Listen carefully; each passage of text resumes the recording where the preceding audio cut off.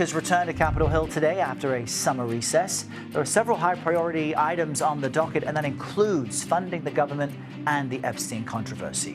CBS News congressional correspondent Nikole Killion joins us now from Capitol Hill with more on all of this. Good morning, Nikole.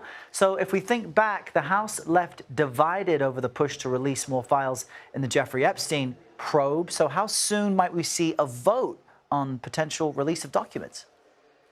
Well, Errol, I would say they're returning divided as well, so I don't know that much has changed over the last couple of weeks. But look, there will be some added pressure to try to take this issue up, particularly as some of the survivors of Epstein's alleged sex trafficking ring will be here on Capitol Hill this week. In fact, the House Oversight Committee, a group of bipartisan members of that committee, will be meeting with some of the survivors today. They're also expected to hold a press conference tomorrow. And of course, this comes as you have a pair of bipartisan lawmakers, Tom Massey, a Republican from Kentucky, and Ro Khanna, a Democrat from California, both pushing to advance a resolution calling for the release of the full Epstein files. Separate from that, of course, the House Oversight Committee has continued its probe into the case. So besides meeting with those survivors, they also expect to hear later this month from Alex Acosta, a former prosecutor and the former labor secretary under President Trump in his first term.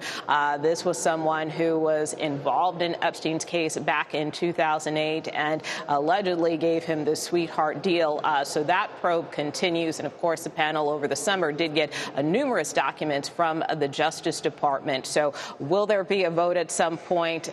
It remains to be seen, but the thinking among some is to let the Oversight Committee kind of take the lead on this and continue to do its work. And considering how divided Congress is, I think I know what your answer will be to this next question. There is a looming deadline for a government shutdown at the end of the month. It didn't used to be this way, where we spoke about this every few months or so. So where do talks stand at this moment? Well, they're also doing just that. They're standing. There has not been much movement.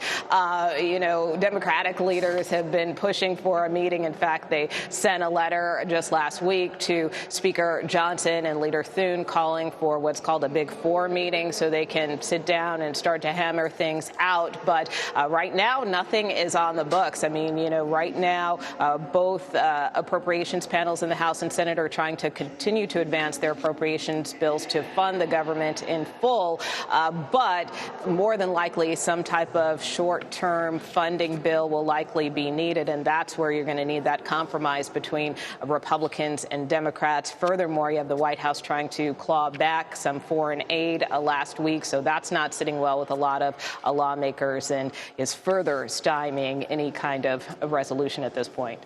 Maybe one day you'll get on here and you'll say, Errol, there's agreement, there's bipartisanship. It came to Washington. On that day, I'll buy a lottery ticket. Nikole Killion. Newsflash, right? Exactly. That would be breaking news. Nikole, thank you very much.